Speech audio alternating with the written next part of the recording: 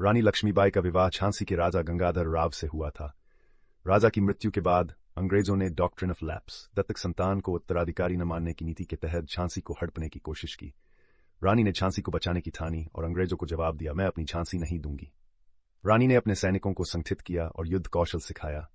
उन्होंने महिलाओं की एक सेना भी बनाई और खुद तलवार चलाने का अभ्यास किया।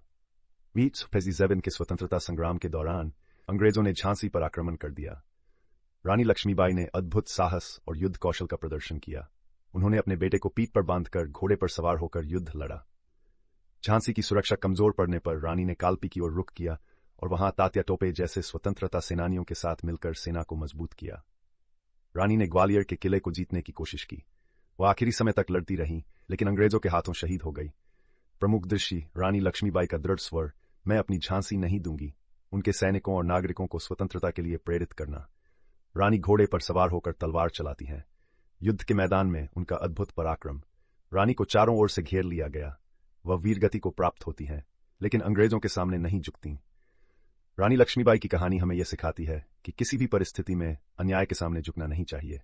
उनका बलिदान हर भारतीय के दिल में स्वतंत्रता और साहस की ज्योति जलाता है। झांसी की रानी का बलिदान आज भी हमें प्रेरणा देता है। जय हिंद।